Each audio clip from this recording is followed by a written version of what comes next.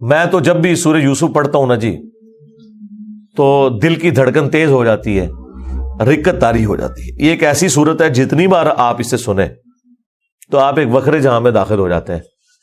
کیا سوز و گداز ہے ایک شخص جو اللہ کا پیغمبر ہے، اسے اپنے بھائیوں سے تکلیف اٹھانی پڑ رہی ہے جو کہ خود ایک پیغمبر کی اولاد ہے، کافر بھی نہیں ہے، اور پھر اللہ تبارک و تعالیٰ انہیں کہاں سے اٹھا کر اس وقت کی جو سب سے بڑی آپ سمجھ لیں امپائر تھی، اس کی سب سے کریٹیکل پوسٹ کے اوپر پہنچا دیتے ہیں. اور بیسیکلی اس میں نبی الاسلام کو بھی تسلی تھی کہ آج تو آپ کو مشرکین عرب کی تکلیفیں اٹھا کر مکے سے مدینے ہجرت کرنی پڑ رہی ہے، لیکن ایک دن آئے گا کہ آپ فاتح کی حیثیت سے مکے میں واپس آئیں گے. جس طرح آپ کے قبیلے کے لوگوں نے، قریش نے، جو اعلان نبوت سے پہلے آپ سے اتنی محبت کرتے تھے کہ آپ کو صادق اور امین کہتے تھے، اس لیول پہ آپ سے دشمنی نبھائی کہ آپ کو اپنا علاقہ چھوڑنا پڑ گیا. ایک دن آئے گا انہی لوگوں میں آپ فاتح بن کر آئیں گے، اور اس وقت آپ بادشاہ ہوں گے، اللہ کے خلیفہ ہوں گے، اختیار آپ کے پاس ہوگا. جس طرح کہ یوسف علیہ السلام کو ان کے بھائیوں سے تکلیف پہنچی اور انہوں نے ان کو بیچ دیا، وہ غلامی کی زندگی انہیں گزارنی پڑی، اس کے بعد جیل کی زندگی، اور الٹیمیٹلی اللہ تعالیٰ نے انہیں مصر میں آپ سمجھ لیں بے تاج بادشاہی بنا دیا. لیکن وہاں پہ بھی اینڈ رزلٹ کیا نکلا؟ لا تثریب علیکم اليوم، آج کے دن میں تم پہ کوئی گرفت نہیں کروں گا. اور یہاں پر بھی نبی علیہ السلام بھی جب آپ کو پتا ہے مکے میں داخل ہوئے تو آپ نے وہی الفاظ دہرائے جو یوسف علیہ السلام نے دہرائے تھے، لا تثریب علیکم اليوم، آج میں تم پہ کوئی گرفت نہیں کروں گا. یار یہ اخلاقیات پیغمبروں کے ہی ہوتے ہیں، یہ حوصلہ پیغمبروں کے اندر ہی ہوتا ہے. اللہ تعالیٰ ایک خاص انہیں یہ ملکہ دے دیتا ہے، وہ اپنے نفس پر اتنا قابو پا لیتے ہیں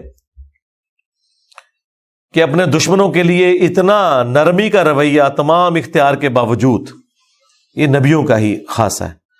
اللہ تعالی ہمیں بھی اس طرح کے اخلاق میں سے حصہ عطا فرمائے، آمین. اچھا، ایران والوں نے یوسف علیہ السلام کی پوری یہ جو بایوگرافی سورہ یوسف میں آئی ہے، اس کے اوپر ایک تفصیلی فلم 45 اقساط کے اوپر بنائی ہے فارسی زبان کے اندر، اور کئی زبانوں میں اس کی ڈبنگ ہو چکی ہے. عربی کے اندر ہو چکی ہے ڈبنگ، اردو زبان کے اندر پیغام والے جو ہیں کراچی کے پروفیشنل ڈبنگ انہوں نے کی ہے. آپ کو لگتا ہی نہیں ہے اردو میں فلم بنی ہے یا فارسی میں، اتنی پروفیشنل اس کی ڈبنگ ہے. اس میں انہوں نے وہ پورے حالات و واقعات فلمائے ہیں اور آپ کو اس زمانے میں پہنچا دیا. آپ یوسف علیہ السلام کے جو قید کے سال ہیں نا، وہ آپ کو بس وہ اس فلم کو دیکھ کے اندازہ ہوگا کہ یہ کیا تکلیف ہے جو انہوں نے کاٹی ہے. اور ایک چھوٹے سے بچے نے جو تکلیفیں اپنے بھائیوں سے کاٹی، ایسا بچہ کہ جس کی ماں بھی فوت ہو چکی ہے. میں کہتا ہوں نہیں، وہ فلم تو آپ جتنی بار دیکھیں، وہ ڈرامہ سیریل، انسان کے آنسو نہیں رکتے جس پرفیکشن کے ساتھ انہوں نے اسے فلمایا. اور ریالٹی تو اس سے بھی زیادہ دردناک ہوگی. تو ظاہر ہے اب یہ ایک فلم بن چکی ہے، اور میں نہیں سمجھتا کہ وہ مسلمان جو روزانہ ہالی ووڈ یا بالی ووڈ کی فلمیں دیکھ کر سوتے ہیں، ان سے یہ ڈرامہ سیریل مس ہو جائے. انہیں ضرور دیکھنی چاہیے. اور توحید جس طریقے سے انہوں نے اس میں بیان کی ہے، کمال کی توحید بیان کی ہے. چند ایک جگہوں پہ آپ کو اختلاف ہو سکتا ہے، لیکن اوورآل جس طریقے سے انہوں نے اسے فلمایا، ایک صحیح ایمان جو ایک مسلمان کے دل میں جاگزی ہونا چاہیے، وہ انہوں نے واقعی اس کے اندر فلما دیا. میں شروع میں ایک بلو پرنٹ کے طور پر سورہ یوسف میں جو یوسف علیہ السلام کی بایوگرافی آئی ہے وہ بیان کر دیتا ہوں، مختصر سی. تفصیلی میں نہیں کروں گا تاکہ آپ کا ٹیسٹ خراب نہ ہو. پھر آپ جب ان آیات سے گزریں گے تو آپ اس ٹیسٹ کو فیل کریں گے. یوسف علیہ السلام چونکہ حضرت یعقوب علیہ السلام کے بیٹے تھے، اور ظاہر ہے کہ ان کی لیگیسی کو آگے کسی نے تو لے کے چلنا تھا. یوسف علیہ السلام کہ 11 بھائی تھے، ان میں سے ایک بنیامین تھے،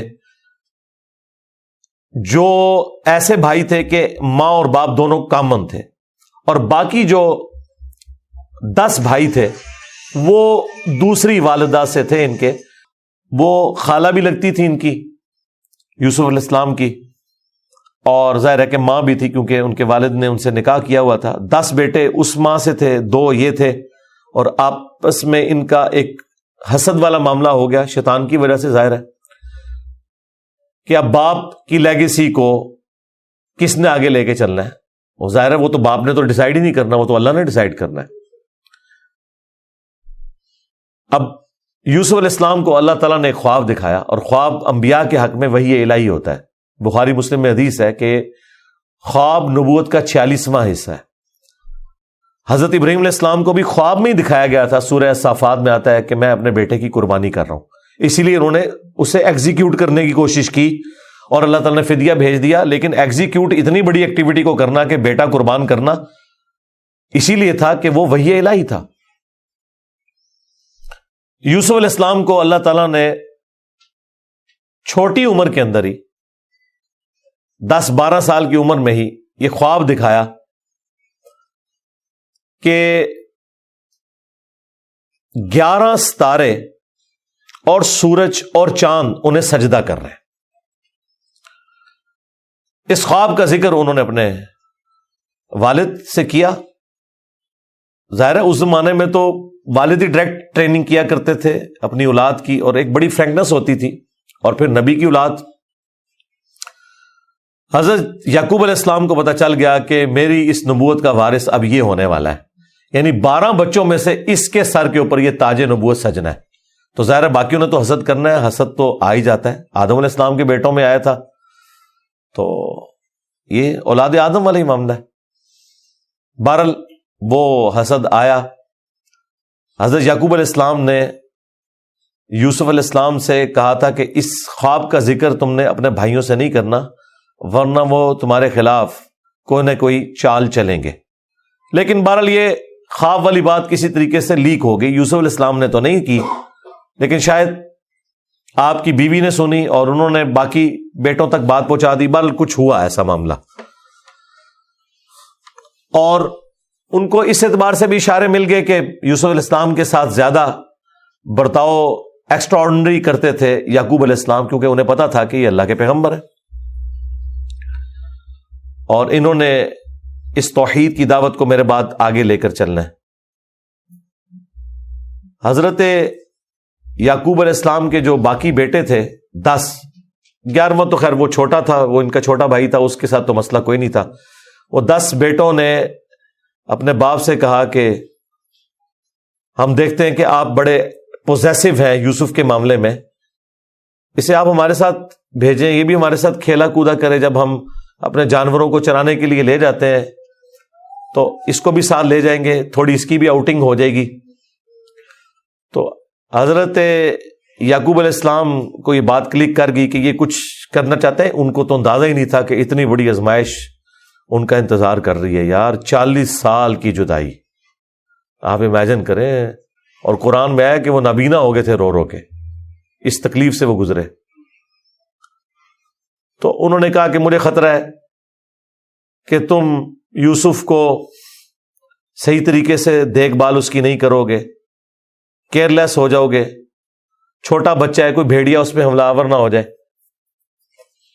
انہوں نے کہا ہمارے ہوتے ہوئے 10 بھائی جس کے ہوں تو پھر تو ہم پھر نام کے ہی جوان ہوئے۔ بہرحال وہ تقدیر میں لکھا تھا، ایسا تو ہونا تھا۔ یوسف علیہ السلام نے وہاں پہنچنا ہی تھا جہاں اللہ تعالیٰ نے انہیں اتنا بڑا منصب عطا کرنا تھا۔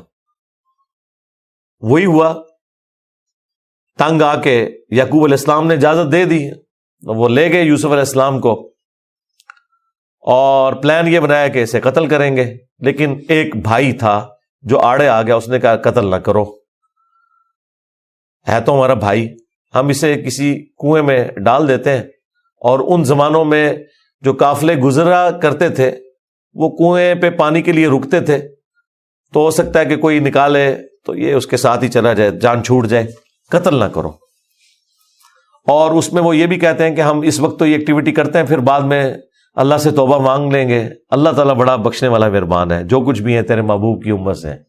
یہ بھی قرآن میں نقل ہوا ہے، وہی سیم مینٹالٹی آگے چل رہی ہے، بعد میں نیک بن جائیں گے۔ اور انہوں نے ڈرامہ بازی یہ کی کہ یوسف علیہ السلام کے کرتے کے اوپر کسی بھیڑیے کا خون مال لیا اور کہا کہ ہم تو اسے سامان کے پاس چھوڑ کے گئے تھے، پیچھے سے بھیڑیا آیا اور یوسف کو کھا گیا، اور یہ اس کی قمیض ہے۔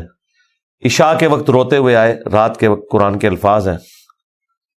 حضرت یعقوب علیہ السلام کو سمجھ آ گئی کہ یہ میری آزمائش شروع ہو گئی ہے، کیونکہ توحید ایک ننگی تلوار ہے۔ انہیں سمجھ آ گئی تھی کہ میں نے اپنے بیٹے سے جو اتنی شدید محبت رکھی ہے نا، اللہ تعالیٰ مخلوق کی محبت کو برداشت نہیں کرتا، ایٹ لیسٹ ایک پیغمبر کے دل میں اس ایکسٹریم لیول کے اوپر جا کر۔ تو میری آزمائش شروع ہو گئی اب۔ تو انہوں نے کوئی بحث نہیں کی، انہوں نے کہا میں صبر کروں گا جو کچھ ہوا۔ ان کو پتا تھا کہ یہ اب اللہ کا فیصلہ ہے، کرنے سے کچھ نہیں ہونا۔ جو کوئی تھوڑی بہت کوشش کی وہ کی، انہیں اینڈ پہ ان کا میں اب صبر ہی کروں گا، جو اللہ اس کے لیے فیصلہ کرے وہی ہوا۔ ایک قافلہ وہاں سے گزر رہا تھا، انہوں نے پانی کے لیے ڈول ڈالا، اور یوسف علیہ السلام کو اللہ تعالیٰ نے قرآن میں آیا کہ یوسف کو ہم نے تسلی دی کہ ایک دن آئے گا کہ تم اپنے بھائیوں کو بتا دو گے جو انہوں نے یہ غلطی کی تھی، ہم تمہیں سرخرو کریں گے۔ بہرحال ابھی تو تمہارے لیے یہ طے ہو گیا۔ اور ظاہر جبرائیل علیہ السلام آنا شروع ہو گئے چھوٹی عمر میں ان کے پاس، ان کی تسلی کے لیے، اسی لیے ڈھارس بندی۔ انہوں نے پانی کے لیے ڈول ڈالا، یوسف علیہ السلام نے وہ پکڑا اور باہر نکل آئے، اور بھائی جو ہیں چھپ کے یہ منظر دیکھ رہے تھے۔ انہوں نے کہا یہ نہ ہو یہ پھر واپس آ جائے۔ انہوں نے چند ٹکوں کے عوض، چند دراہم کے عوض بیچ دیا، کہا یہ ہمارا غلام تھا، تو بھاگ کے آئے، یہ ہمارا غلام ہے، اور جان چھڑائی اس طریقے سے۔ یوسف علیہ السلام بھی چپ کر کے چلے گئے، انہیں پتا تھا کہ میرے لیے فیصلہ ہو چکا ہے، اور کس تکلیف سے وہ مصر تک پہنچے، اور وہاں پہ غلاموں کا بازار لگتا تھا وہاں بیچنے کے لیے، عبرانی غلام، اور پڑھنا لکھنا بھی جانتے تھے، ذہین بہت تھے۔ تو عزیز مصر وہاں سے گزر رہا تھا، یعنی آپ سمجھ لیں بادشاہ کے بعد جو سیکنڈ پوسٹ ہوتی ہے۔ اس نے دیکھا کہ یہ تو شکل ہی غلاموں والی نہیں ہے، یہ کوئی ایکسٹرا آرڈنری بندہ ہے۔ اس نے خرید لیا اور لا کے اپنی بیوی سے کہا کہ یہ میں خرید کے لایا ہوں، اولاد تو ہماری کوئی نہیں، ہو سکتا ہے ہم اسے ہی اپنا بچہ بنا لیں۔ اور یوں یوسف علیہ السلام کہاں دور دراز کے شام کے علاقے جو سویلائزڈ بھی نہیں تھا، بھیڑ بکریاں چرانے والے بدو لوگوں میں سے اٹھ کے اس وقت کی سب سے سویلائزڈ حکومت مصر کی، فرعونوں کی حکومت، آج تک آپ یہ اہرام مصر گیزا کے جو ہے پیرامڈز یہ دیکھ رہے ہیں، یہ ان لوگوں نے تعمیر کیے ہوئے ہیں۔ وہاں پہنچ کے، اور قرآن کے الفاظ ہیں کہ ہم نے یوں اس کے لیے معاملہ آسان کر دیا کہ وہ عزیز مصر کی تربیت میں رہے اور علم حاصل کرے۔ ظاہر ہے کہ وہ کتنی بڑی بڑی میٹنگز ہوتی ہوں گی، جس میں میٹنگ کا ارینجمنٹ کرنا، کھانے پینے کا ارینجمنٹ کرنا، اور ایک خادم کی حیثیت سے باتیں بھی سنتے ہوں گے۔ یوں اللہ تعالیٰ نے ان کی لرننگ کروائی، اور یوں وہ جوانی کی عمر کو پہنچ گئے۔ اب عزیز مصر کی جو بیوی تھی، ظاہر ہے کہ وہ ادھر کا جو ماحول تھا ایک بے حیائی کا، اس کا وہ شکار تھی۔ وہ صرف وہ نہیں تھی، باقی عورتیں بھی تھیں۔ اس کی قسمت مری ہوئی تھی اس اعتبار سے کہ آزمائش سب سے پہلے اس پہ پڑی۔ یوسف علیہ السلام کو اللہ تعالیٰ نے حسن دیا ہوا تھا، تو وہ ان پہ فریفتہ ہو گئی، اور اس نے کوشش کی کہ انہیں برائی پر آمادہ کرے۔ دروازے بند کر دیے، قرآن کے الفاظ ہیں، برائی کی طرف بلایا۔ پہلے بلایا تو کسی اور کام سے تھا، اور اللہ تعالیٰ نے قرآن میں کہا کہ اس عورت نے یوسف کا قصد کیا، یوسف بھی قصد کر لیتا اگر اپنے رب کی نشانی نہ دیکھ لیتا، برہان۔ اور وہ نشانی قرآن میں نقل نہیں ہوئی، اسرائیلی روایتوں میں ملتا ہے کہ ان کو ان کے والد یعقوب علیہ السلام کی شبیہ دکھائی گئی، جو کہ یوں انگلی سے اشارہ کر رہے تھے کہ بیٹا یہ کام نہیں کرنا، اس طرف نہیں آنا۔ تو وہ بچ کے، ظاہر ہے اللہ نے فرمایا کہ یہ ہمارے مخلص بندے تھے، یعنی مخلص چنے ہوئے. ایک لفظ ہے مخلص جو اخلاص شو کرتا ہے، ہم مخلص ہونے کی کوشش کرتے ہیں، لیکن مخلص پیغمبر ہوتے ہیں جنہیں اللہ اپنے لیے خالص کر لیتا ہے. اللہ نے کہا ہم نے بچایا، یعنی انبیاء بھی جو بچتے ہیں نا برائیوں سے، وہ اللہ کی مدد کی وجہ سے. بہرحال اس تکلیف سے وہ گزرے، خبر لیک ہو گئی، کیونکہ جب اس نے قصد کیا تو یوسف علیہ السلام بھاگے. اللہ تعالیٰ نے معجزانہ طور پر وہ دروازے کھول دیے، اور یہ سین جس طریقے سے انہوں نے فلمایا ہے پہنچا دیا جی انہوں نے اس جگہ پہ، اس فلم کے اندر ایران والوں نے. بہرحال قرآن کے الفاظ ہیں، جب وہ دروازے کے اوپر پہنچے تو وہاں سے عزیز مصر آ گیا، اور پیچھے عورت بھی ہے تو اسے بھی شک پڑ گیا. وہاں پہ کوئی سیانہ بندہ تھا جس نے کہا کہ یہ دیکھو کہ اگر یوسف کی قمیض آگے سے پھٹی ہوئی ہے تو یوسف جو ہے وہ مجرم ہے، اور اگر یہ پیچھے سے پھٹی ہوئی ہے تو پھر وہ عورت مجرم ہے. کیونکہ یوسف علیہ السلام بھاگے تھے، اس نے پیچھے دوڑ لگائی ان کو پکڑنے کے لیے، تو پیچھے سے قمیض پھٹی ہوئی تھی اور وہ پیچھے سے پھٹی نکلی. ایران والوں نے فلم میں یہ فلمایا کہ وہ ایک شیرخوار بچہ بول اٹھا، لیکن یہ دور کی بات ہے. اگر یہ واقعہ ہوا ہوتا تو سارے کے سارے یوسف علیہ السلام کو اسی وقت نہ مان لیتے کہ یہ تو کوئی عام انسان نہیں ہے. مجھے لگتا ہے کوئی سمجھدار آدمی تھا جس نے مشورہ دیا، اور یہ لاجیکل بھی تھا. تو عزیز مصر کو پتہ چل گیا کہ اس عورت کی چال ہے، پھر بھی وہ باز نہیں آئی. جب اس کی خبر لیک ہوئی تو اس نے کہا میری تو دم کٹ گئی ہے، میں اب ساری عورتوں کی دم کٹواؤں گی. اس نے وہ جتنی بڑے اشرافیہ وہاں مصر کا تھا ان ساری عورتوں کو دعوت پہ بلایا، اور سب کے ہاتھ میں ایک ایک چھری دے دی، قرآن کے الفاظ ہیں، اور ایک ایک سیب دیا، اور یوسف علیہ السلام کو کہا کہ ان عورتوں کے سامنے آؤ. تو قرآن کے الفاظ ہیں کہ جب یوسف علیہ السلام ان کے سامنے آئے تو عورتوں نے بے خیالی میں وہ کاٹتے ہوئے سیب کو اپنی انگلیاں بھی کاٹ لی. کاٹنے سے مراد یہ نہیں کہ وہ کٹ کے لادا ہوگی، مراد یہ کہ اس پہ تھوڑا بہت زخم آیا. یہ اتنا نہیں ہے کہ وہ انگلیاں ٹوٹ ٹوٹ کے کوئی لادا ہو گئی تھی، یا کوئی ساری عورتوں نے یہ سب کچھ کر لیا. ڈاکٹر سرار صاحب نے اس کی اچھی توجیہ بیان کی ہے کہ ہو سکتا ہے کہ کسی عورت کی انگلی زخمی ہو، اور یوسف علیہ السلام جو کہ غلام تھے وہ اس کی طرف متوجہ ہوں کہ میں اس کو پٹی کر دوں یا اس کے لیے کچھ ارینجمنٹ کروں، تو باقی عورتوں نے یوسف علیہ السلام کو اپنی طرف اٹریکٹ کرنے کے لیے جان بوجھ کے خود ہی اپنی انگلی کاٹی ہو کہ تاکہ وہ متوجہ ہوں. کوئی بہرحال اس طرح کا سلسلہ ہوا ایک ایکسٹرا آرڈنری. اور جب یہ حالت ہوئی تو اس نے پھر کہا کہ ہاں یہ تھا جس کے لیے تم مجھے بات کر رہی تھی، تم لوگ بھی تو اس میں گرفتار ہو گئے. اور پھر اس کی ڈٹائی ہے، اس نے کہا کہ میں اسے برائی کی طرف بلا رہی ہوں، اگر اس نے یہ میری بات نہ مانی تو میں اسے جیل میں ڈلوا دوں گی. تو یوسف علیہ السلام نے دعا کی کہ یا اللہ مجھے جیل قبول ہے اس برائی کے عوض کہ میں تیرا مجرم بنوں. دیکھیں کوئی گناہ بھی نہیں کیا، برائی سے بچے ہیں. ہم ہوں تو ہم کہ ہمیں انعام ملے، وہ کہہ رہے ہیں مجھے انعام میں جیل مل جائے کہ میں ان کے شر سے بچ جاؤں. بہرحال پھر وہ بہانہ کر کے ان عورتوں نے جھوٹے الزامات لگا کے یوسف علیہ السلام کو جیل میں ڈلوا دیا. یوسف علیہ السلام بھی راضی تھے، ٹھیک ہے چلے گئے. آلموسٹ 9 سے 10 سال تک وہ جیل میں رہے، اور وہ جیل کا جو انہوں نے سین فلمایا ہے وہ بندہ دیکھ نہیں سکتا. جو وہاں پہ کسپرسی کی حالت تھی بہرحال انہوں نے گزاری، لیکن آپ کے اخلاق سے متاثر ہو کے دعوت توحید بھی وہاں پہ پہنچی.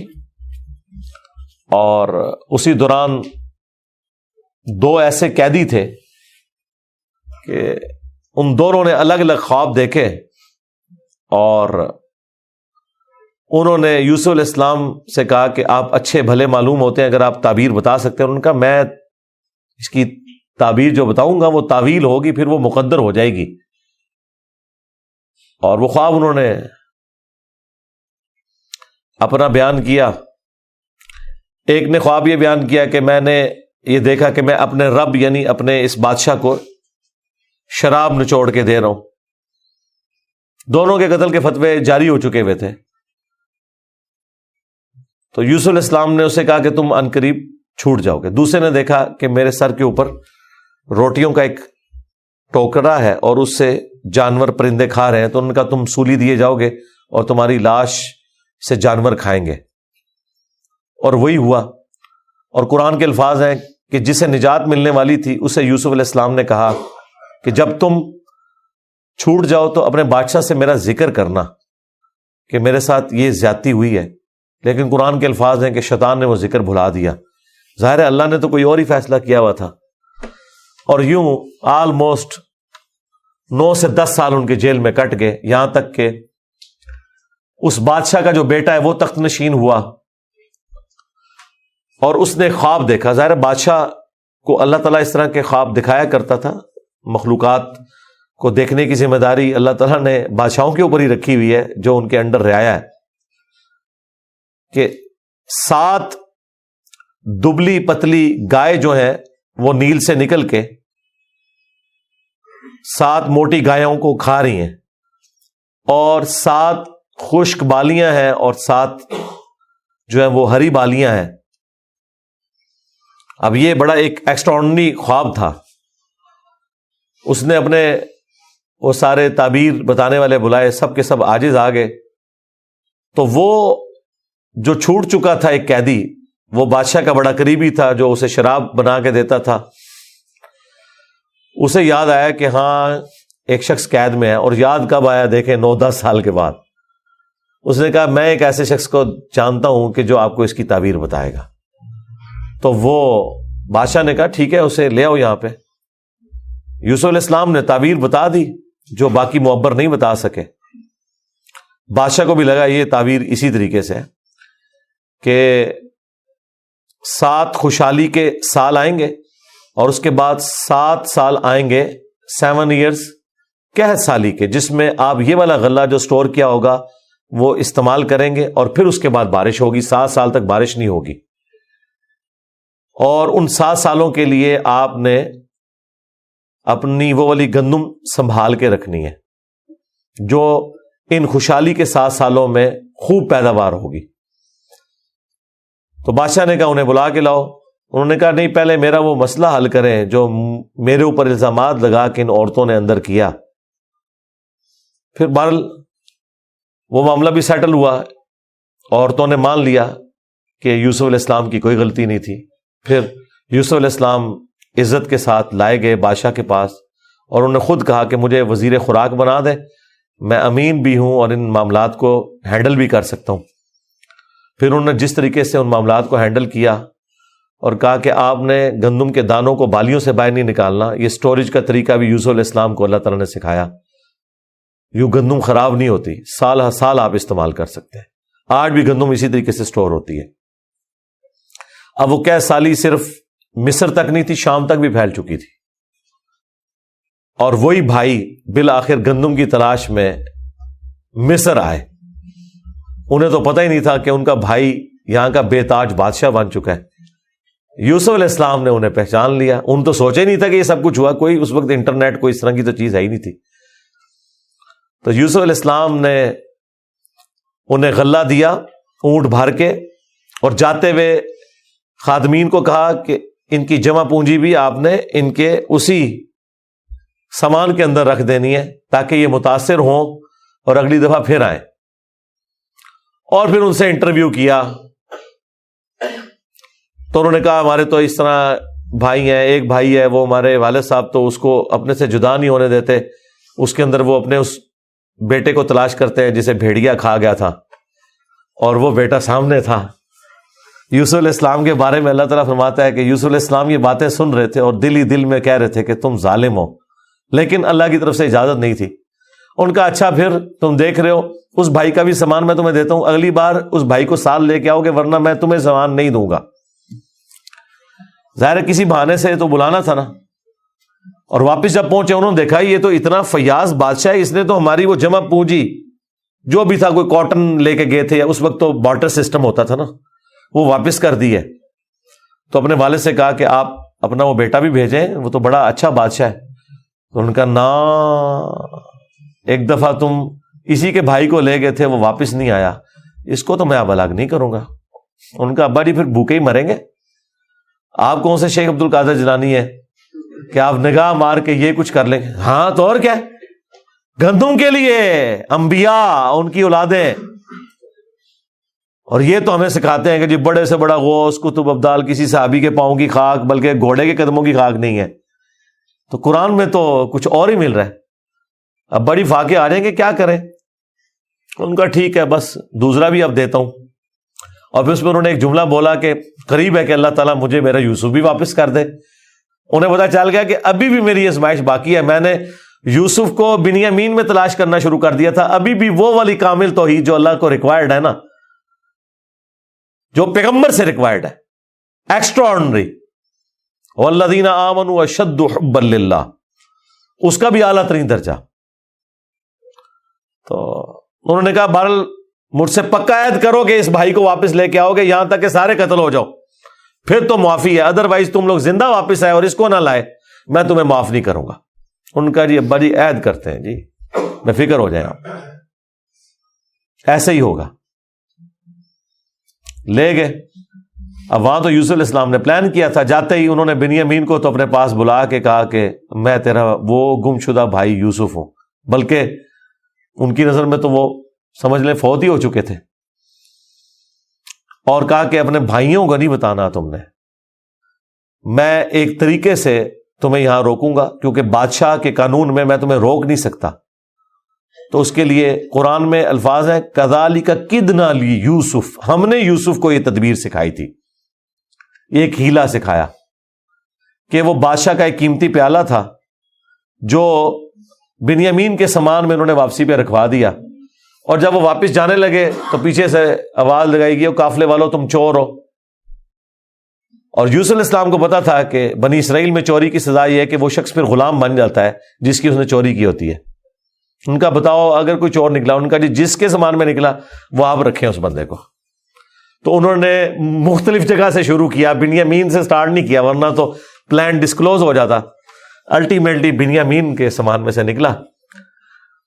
تو انہوں نے کہا ہاں اس کا بھائی بھی اسی طرح چور تھا, اندازہ کریں ہر جگہ وہ ٹھونگ مارتے سن نال نال. تو اچھا یہ پھر ایران والوں نے اس فلم میں کھولا ہے کہ وہ کس چوری کی طرف اشارہ کر رہے تھے. وہ یوسف علیہ السلام سے ان کی پھوپھی بڑی محبت کرتی تھی, وہ لے گئی تھی اور وہ ان کو اپنے پاس رکھنا چاہتی تھی. تو انہوں نے کہا کہ میرا فلاں قیمتی کپڑا جو ہے وہ چوری ہو گیا ہے, حالانکہ وہ چوری نہیں ہوا تھا, اور وہ یوسف علیہ السلام کے سامان سے انہوں نے ریٹریو کیا, اور اس کے بدلے میں یعقوب علیہ السلام کو کچھ عرصہ اپنے اس بیٹے کو اپنی بہن کے پاس چھوڑنا پڑا. تو یہ ان کو کلک کر گیا آئیڈیا, یہی والا آئیڈیا انہوں نے اپنے بھائیوں کے اوپر بھی اپلائی کیا, اور ان کے بھائیوں کا بھی اشارہ اسی طرف تھا کہ اس نے تو بچپن میں اس کا بڑا بھائی بھی چور تھا, حالانکہ اس نے چوری نہیں کی ہوئی تھی, نہ ادھر چوری والا معاملہ تھا. بہرحال ان میں سے ایک بھائی نے کہا بھائی میں تو اب واپس نہیں جاؤں گا, میں تو ابے سے عہد کر کے آیا ہوں کہ بھائی میں تو اپنے بھائی کی یاد میں ادھر ہی رہوں گا جب تک کہ کوئی معاملہ نہ ہو. تم لوگ جاؤ نا ذرا اور جا کے ابا جی کو ساری صورتحال بتاؤ, اور بتاؤ کہ تمہارا یہ بیٹا چور نکلا ہے اور ہم لاکھ قسمیں کھائیں آپ نے ماننا نہیں ہے. تو وہ چلے گئے واپس. پھر حضرت یعقوب علیہ السلام نے ایک خط روانہ کیا, ریکویسٹ بھیجی عزیز مصر کو. انہیں تو نہیں پتا تھا کہ ان کا بیٹا ہی ہے, اور وہ بڑے دردناک انداز میں انہوں نے اس فلم میں فلمایا ہے. الٹیمیٹلی جب وہ اگلی دفعہ واپس آئے انہوں نے کہا ہمارے ابا جی تو پہلے ہی نابینا ہو چکے ہیں, اب یہ 2 جدائیاں کیسے برداشت کریں گے, آپ رحم کریں, ہم پہ ترس کھائیں. پھر یوسف علیہ السلام نے کہا کہ تمہیں یہ ساری باتیں اس وقت نہیں یاد آئیں, تمہیں یاد نہیں تم نے اپنے بھائی کے ساتھ کیا کیا تھا. تو وہ جب سٹوری انہوں نے بیان کرنی شروع کی تو انہیں پتا چل گیا کہ یہ وہی یوسف ہے. تو انہوں نے پوچھا آپ یوسف ہیں؟ ان کا ہاں, دیکھو اللہ نے مجھے کیا کچھ عطا کیا ہے. اور انہوں نے کہا کہ ہمیں معاف کر دیں. انہوں نے کہا لا تثریب علیکم اليوم, آج کوئی گرفت نہیں ہے, شیطان نے یہ ہمارے درمیان جدائی ڈالی تھی. کیونکہ اتنے بڑے منصب تک پہنچنے کے لیے تکلیف بھی تو کاٹنی پڑتی ہے نا. حسین بننا کوئی سوکھا تو نہیں ہے, جنتی نوجوانوں کا سردار بننا ہے تو پھر قربانی تو دینی پڑے گی, اور انبیاء کو یہ پتا ہوتا ہے کہ قربانی سے گزر کے ہی آپ مقام حاصل کرتے ہیں. انہوں نے کہا کہ یہ میری قمیص لے جاؤ, اللہ تعالیٰ نے وحی کے ذریعے مجھے بتائی ہے یہ بات, جا کے میرے والد کی آنکھوں پہ ملو, اللہ تعالیٰ ان کی بینائی کو واپس کرے گا. اور یوں وہاں سے ایک قاصد نکلا, وہ کرتا لے کے یوسف علیہ السلام کا. قرآن کے الفاظ ہیں, حضرت یعقوب علیہ السلام کہتے ہیں کہ اگر تم مجھے مفند نہ سمجھو, وہی المحند اور المفند, قرآن میں الفاظ ہیں یہ, یعنی یہ نہ سمجھو کہ میرا دماغ سٹھیا گیا ہے، تو مجھے تو یوسف کی خوشبو آ رہی ہے۔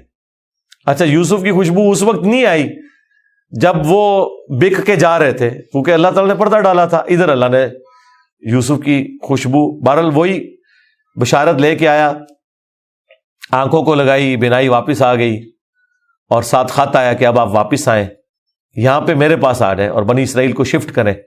وہ سارے ود فیملی وہاں شفٹ ہوئے، وہاں یوسف علیہ السلام آل نال تھے، انہوں نے ایک قطعہ زمین ان کو دیا، اور یوں بنی اسرائیل وہاں پہ آباد ہو گئے، اور پھر حکومتی لیول پہ رہے، یہاں تک کہ وہاں پہ ایک نیشنل موومنٹ غالب آئی اور ان کو غلام بنا لیا گیا،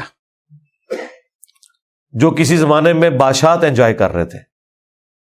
اور پھر ان غلاموں میں اللہ تعالیٰ نے حضرت موسیٰ علیہ السلام کو مبعوث کیا اور فرعونیوں سے نجات دلوائی، ایک منجی اور ہادی بنا کے۔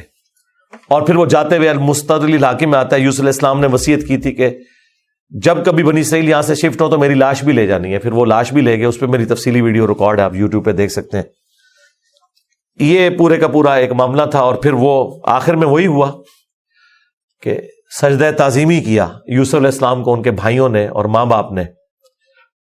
ان زمانوں میں سجدہ تعظیمی جائز تھا، جس طرح کہ آدم علیہ السلام کو فرشتوں نے کیا، اور اس امت میں حرام ہو گیا۔ ابو داؤد میں اور ترمذی میں حدیث ہے کہ اگر میں سجدہ تعظیمی جائز سمجھتا تو بیویوں سے کہتا کہ اپنے خامدوں کو کریں اس حق کے سبب۔ ابو داؤد میں تو الفاظ ہیں، ایک صحابی نے حضور کو سجدہ کیا، آپ نے فرمایا سر اٹھا کیا کر رہا ہے، جب میں فوت ہو جاؤں گا تم میری قبر سے گزرو گے تو کیا مجھے سجدہ کرو گے؟ انہوں نے کہا نہیں یا رسول اللہ۔ فرمایا مجھے کیوں سجدہ کر رہے ہو؟ اگر میں سجدہ جائز سمجھتا تو بیویوں سے کہتا کہ اپنے خامدوں کو کریں۔